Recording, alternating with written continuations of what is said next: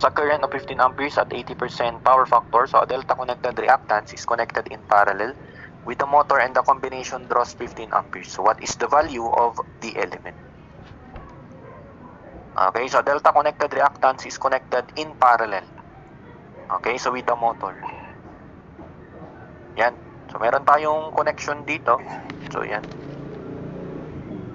Ito po siya. Okay, so 3-phase AC.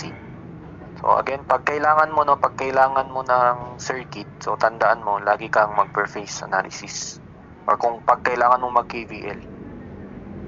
Okay, KVL or KCL, mag-per-phase analysis ka. Okay, so yan yung source natin. So given daw for 80. So ganun po ulit, line to line ito. Okay, so we have your Y. Okay, so may Y tayo. Pero ang hinahanap ay delta. Okay, so delta connected reactant. So sabi ko nga po kanina, so pinakamaganda sa pagsosolve ng AC circuit or ng 3-phase, dapat parehas yung connection mo. Decide ka kung whether ang gusto mong gamitin is si Y to Y or delta to delta. Okay? Yan. So kung ang gusto mo Y to Y, so yung makukuha mo palang capacitor, naka-Y pa lang yan. Then convert mo later on sa delta by multiplying 3, no?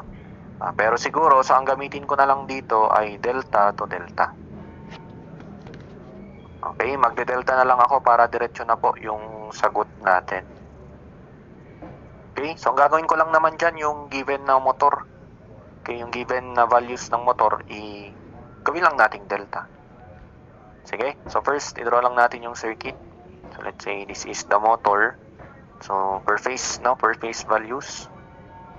Okay, so and then ito yung ikakabit natin na capacitor. Yan, so this one.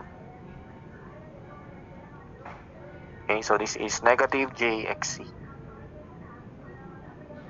Okay, so ano ba yung mga given? So for 80, so first, so since nag-delta to delta nga po tayo, so meaning yung source natin, okay, so V.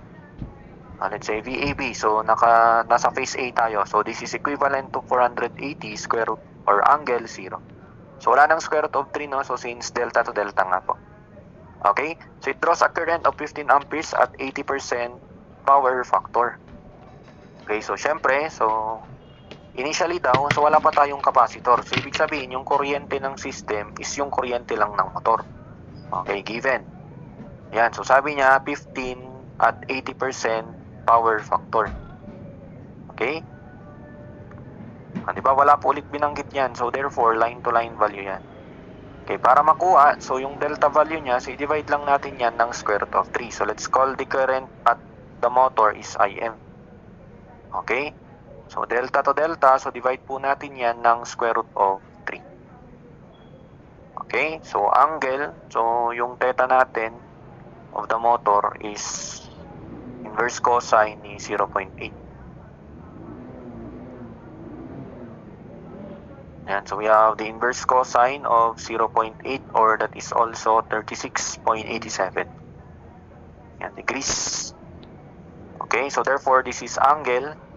Ayan, so walang induction motor, no? So again, pag induction, laging po yan, kaya negative. Okay, 36.87.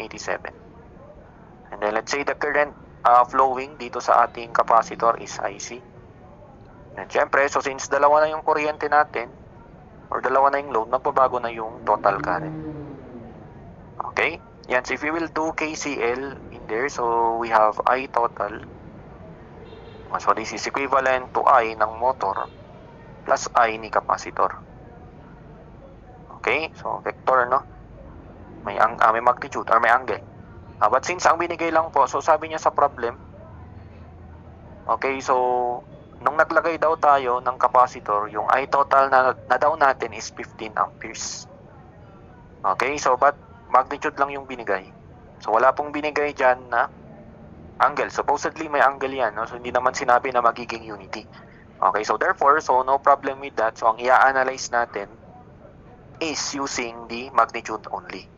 Okay, so yung nakabigay lang po na yan is naka-Y. So transform natin sa delta ulit. Okay, so yung magiging I total natin, magnitude niya is 15 divided by square root of 3. So from that, so taking the magnitude, so we have your 15 divided by square root of 3. Okay, so this is equivalent to the absolute value of your I motor. So 15 divided by square root of 3. So kaya tayo nag-divide ng square root of 3 engineers kasi I line to line is square root of 3 I per phase. So walang binanggit po dyan na unbalanced. So assuming balance system. Okay, so we have your angle. So for lagging, negative 36.87.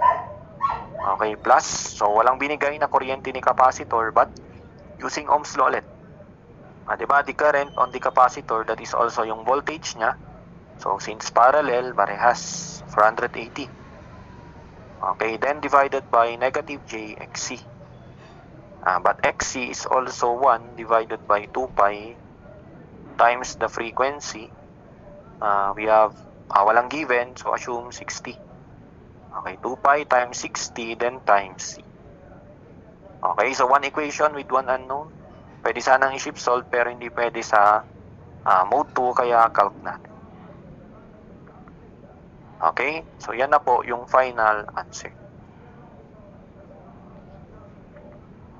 Okay, sige, prove lang natin. So ilan ba to? Okay, dapat 8.66. So yung final answer dyan ay letter A. Sige, try natin si letter A. So dapat ang ibibigay niya ay 8.66. So 36.87 plus, so parallel, no? So 480. Okay, so and then negative jxc again, but xc is 1 over 2 pi times frequency times c. Okay, 2 pi times 60 then times x. So lagay na natin yung final answer, letter A. So calc 57.4 times 10 to the negative 6. Okay, approximately 8.66. Ayan si letter A.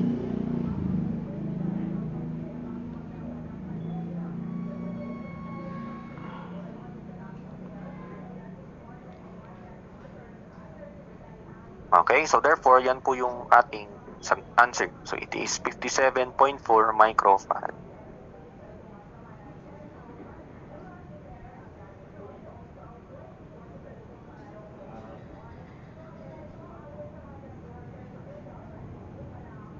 Okay, so letter A.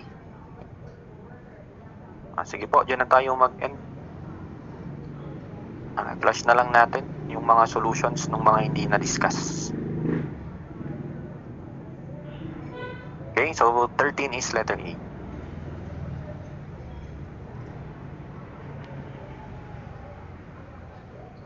Yan, sige engineers, let's flash na lang yung mga hindi na-discuss.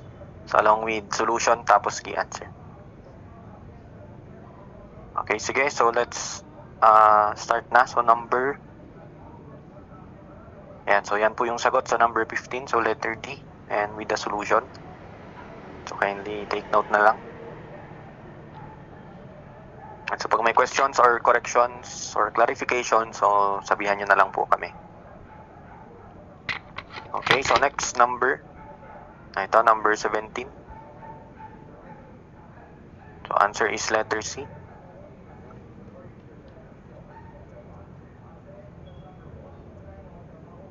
Okay, so unbalanced system naman po ito. So kapag unbalanced, tas sinahanap yung line current. So hindi na effective no yung line to line equals square root of 3 of I per phase. So ang gagawin nyo na lang dyan, mag-KCL. Pero in effect pa rin yung ating voltage kasi nga lagi pong balance yung ating source.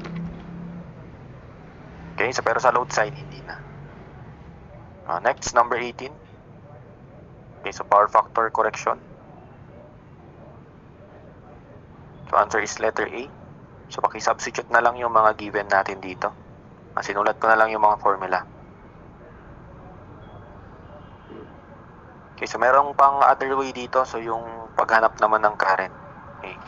Pero ito yata yung madalas na ginagamit. Next, number 19. Okay, so troubleshoot. Yung source na 460, so gawin natin 480. Ayan, so same approach with yung isang sinold natin na may line impedance. So dito nga lang, ang hinahanap yung power ng load. So ganoon pa din, no? So pag hinahanap yung power ng load, so hanapin mo muna yung voltage, tapos saka ka mag-S. Okay, nag-S tayo kasi walang given na power factor kay load. So mas madali yan. Okay, next number. So, natapos na yun kanina. And so, number 21. Sige, 2 parts yung solution natin. So, yan yung first. Okay, so, and then ito yung second part. Okay, next, the first part. Okay, neutral current yung hinahanap, no? So, neutral current is yung sum lang. So, for unbalanced, no? So, yung sum ng currents natin. Okay.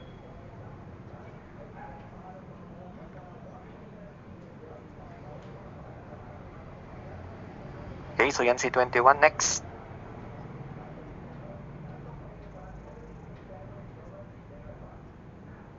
Solve na yan. So, number 23. Ito po ulit. So, symmetrical components. Direct substitution doon sa formula. Since kompleto naman yung mga given natin. Yung kapapasok, ulitin ko na lang after this yung number 1. Okay, so number 24 Yung na lang objective. natin itong dulo. So 2 wattmeters can be used to measure 3-phase power for A. So ang sagot natin dyan is balance and unbalanced load.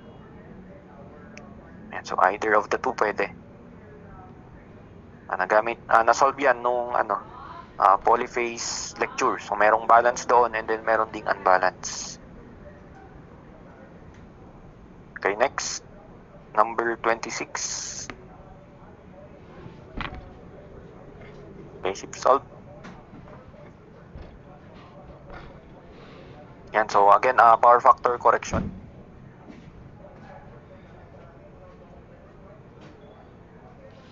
Yan, so detailed naman yung solution natin. So number 27. Yan, so another symmetrical components. Pero dito ang naka-equation lang siya. Pero yung A natin, 1 angle 120. So direct substitution sa calculator. Dapat naka-degree mode.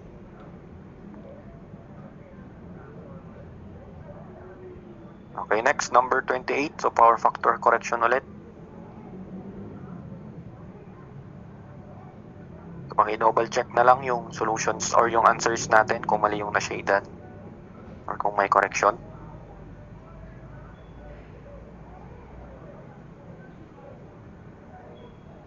Okay, so next number. So we have 29.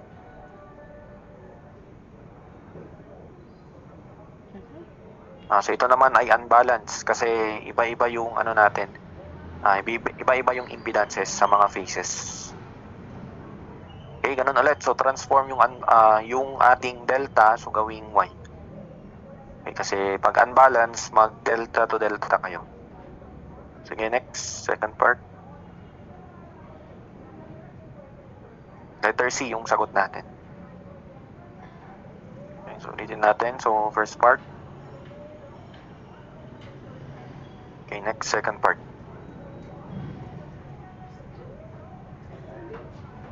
Okay, so next item, number 30. So meron siya ulit line impedance. Parang ulit yung gawin. So gawing y to y. Okay, so letter A yung sagot.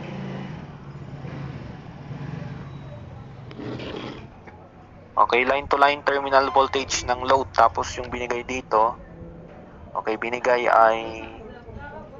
may binigay na supply, no, 346.42. So dapat yung sagot mo dyan, mas mababa sa 346. Pwede mo nang i-cancel si letter B. Okay? Yan, so hindi pwede, no, na mas mataas. So pera sa power system. Okay, so ito dalawang parallel. So i-combine nyo lang po yan. So parang single phase analysis. Next one, so number... Okay, so doon tayo sa number 32. Ay, hindi pala. Number 33, so objective ulit. So the phase displacement between phasors in polyphase system is always...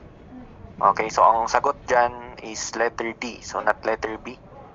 So yung B 120 degrees lang. So yung letter D 360 degrees divided by the number of phases. So pag sinabi natin kasing polyphase, so hindi naman ibig sabihin 3 phase yan.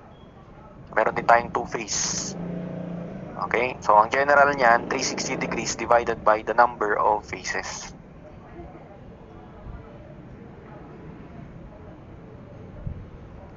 Okay, buti sana kung sinabing 3-phase. So, letter B sana. Okay, next, number 34.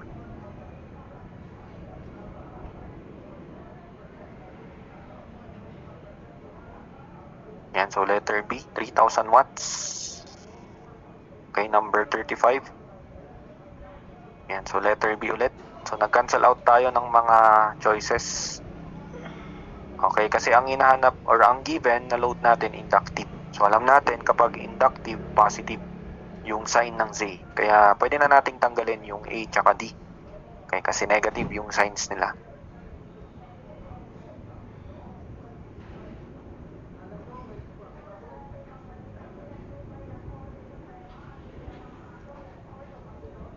Okay, so next one, number 37. I think objective to ulit. So floating neutral in a 3-phase supply is undesirable because it will cause unequal line voltage across the load. So letter B.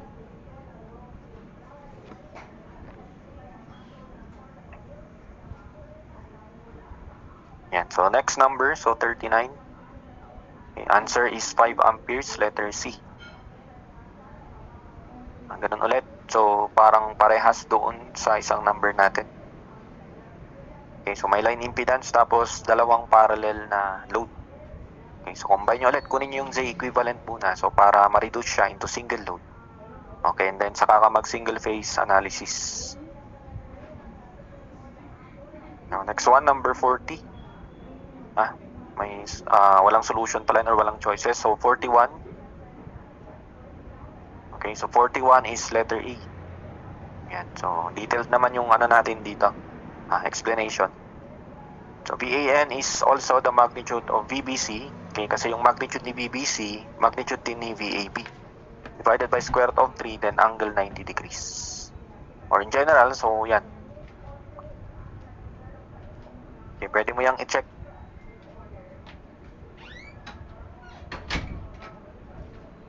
Okay, so next number. So 42 is letter A.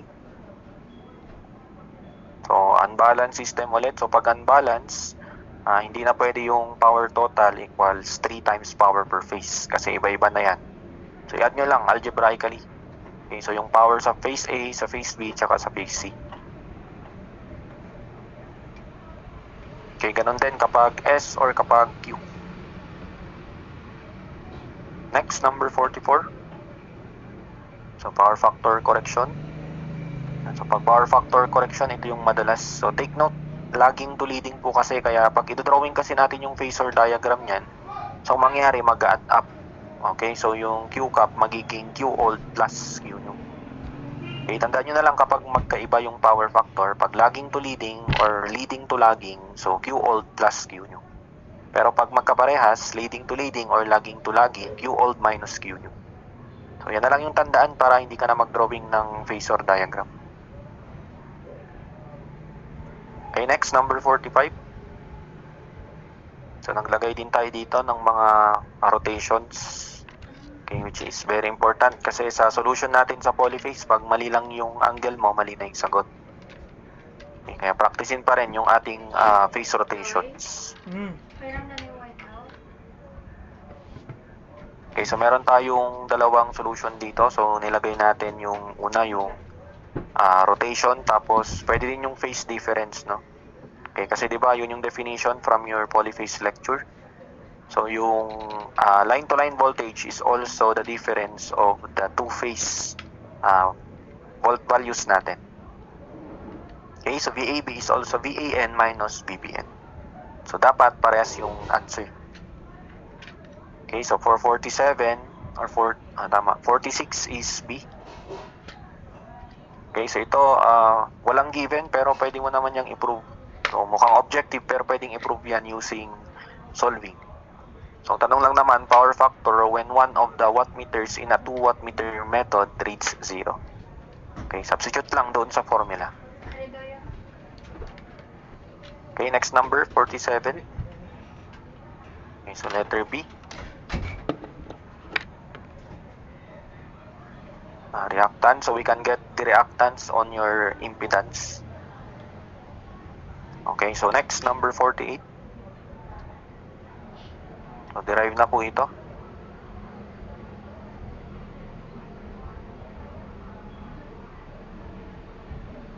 Okay, and then yung last number natin, so number 50. So, kung nakuha mo yung isa, so makukuha mo din ito. Okay, so for balance system, tapos same supply, so yung power delta ay 3 times power ng Y. Okay, sige po engineer, so that's the end of your polyphase lecture. So kung may question